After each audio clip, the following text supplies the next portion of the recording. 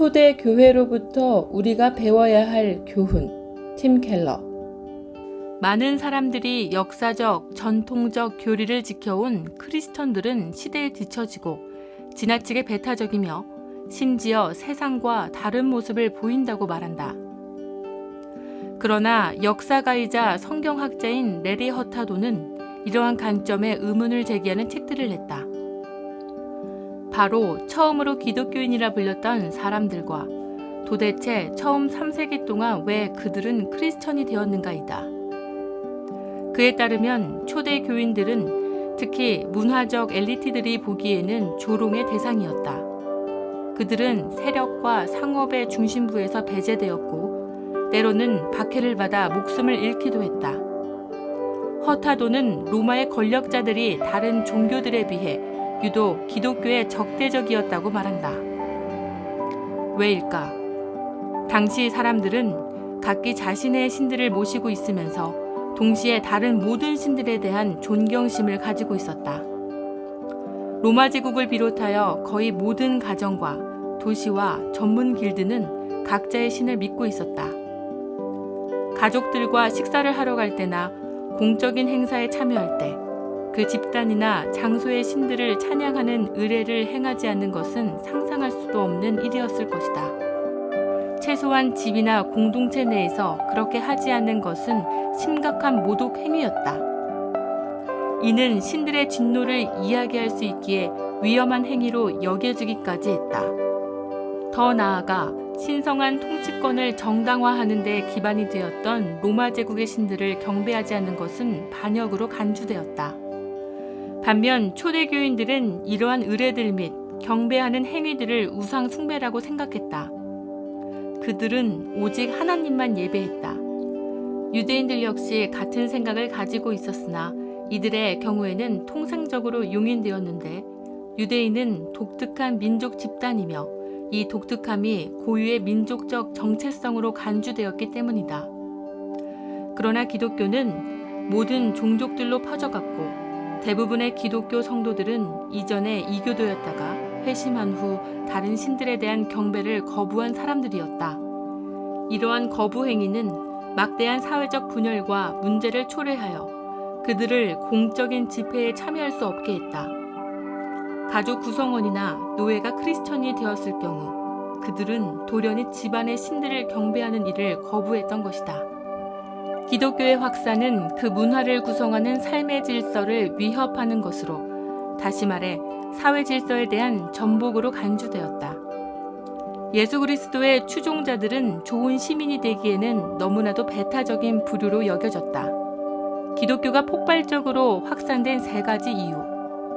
1에서 3세기에 그리스도인이 되기 위해 지불해야 했던 막대한 사회적 비용을 생각해 볼 때 사람들은 대체 왜 그리스도인이 되려 했을까?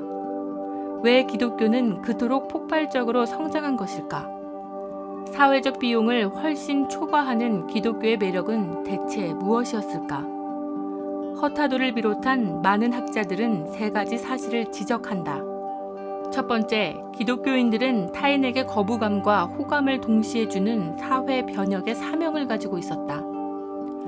기독교인들은 낙태와 더불어 원치 않는 아기를 쉽게 버리는 유아 유기의 관습을 금지했다.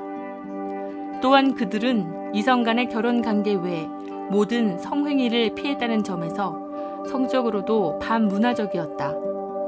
이는 특히 결혼한 남성의 경우에 창녀, 노예, 아이들과 성행위를 하는 것이 전혀 문제시되지 않았던 당시 사회의 한가운데서 일어난 일이다. 반면에 크리스천들은 자신의 돈을 사용하는 일에 매우 관대했으며 그들의 가족이나 민족뿐만 아니라 가난하고 궁핍한 자들에게 특별히 그러했다.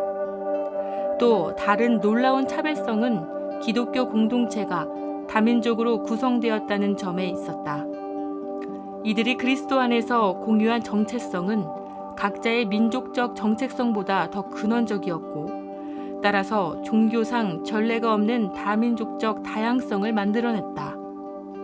기독교인들은 자기 민족을 죽인 원수들이라 할지라도 복수하지 않고 용서해야 한다고 믿었다. 두 번째, 기독교는 창조자 하나님과의 직접적이고 인격적인 사랑의 관계를 제시했다.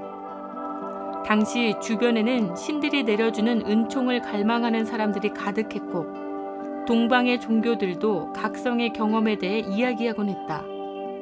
하지만 하나님과의 실질적인 사랑의 관계는 그 어느 종교에서도 제공되지 않았다. 세 번째, 기독교는 영생의 확신을 가져다 주었다. 모든 종교는 인간의 노력을 통해 구원을 획득하려는 노력의 산물이었기 때문에 죽기 전까지는 누구도 영생을 확신할 수 없었다. 그러나 복음은 행위가 아니라 은혜로, 즉 인간의 행위가 아닌 그리스도의 행위로 구원이 주어진다고 가르치기에 온전한 구원의 확신을 바로 지금 믿는 사람들이 가질 수 있도록 해주었다. 초대교회와 오늘, 우리는 이러한 연구가 갖는 현대적 적실성을 이해할 필요가 있다. 초대교회는 온갖 종류의 신들을 인정하지 않았기에 매우 배타적이자 사회 질서의 위협적인 대상으로 간주되었다. 마찬가지로 오늘날의 기독교인들은 온갖 종류의 정체성을 인정하지 않는다 하여 매우 배타적이자 사회 질서에 반하는 사람들로 간주되고 있다. 그런데 초대교회는 그와 같은 당시 상황 속에서도 번성했다.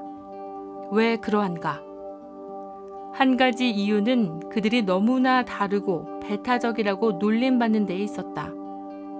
다시 말해 많은 사람들이 기독교에 끌린 것은 기독교가 달랐기 때문이다. 만일 어떤 종교의 주변 문화와 다른 점이 없고 문화를 비판하여 대안을 내놓을 수 있는 특징이 없다면 그 종교는 불필요하게 여겨져서 생명력을 잃을 것이다. 오늘날 크리스천들이 자선, 관용, 정의, 다민족성, 평화의 중재자로 그 이름이 널리 알려지고 인식된다면 수많은 사람들이 주목하지 않겠는가? 역설적이게도 기독교인들은 그 시작부터 성과 관련하여 세상 문화와 조화되지 않았는데 결과적으로 바뀐 것은 교회가 아니라 문화였다.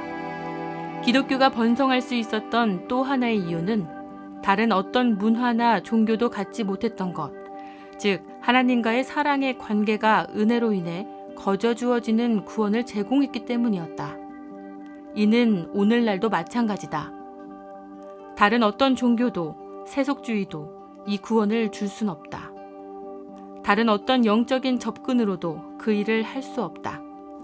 영적으로 굶주리고 목마른 사람들이 여전히 갈망하고 있는 진리는 바로 기독교의 독특한 가치관에서만 주어질 수 있다. 초대교회는 분명 세상과 다른 모습을 보였다. 그러나 복음에 대한 완고한 소신으로 그들의 역사를 바꾸어 놓았다. 우리 역시 이런 변혁을 갈망해야 한다.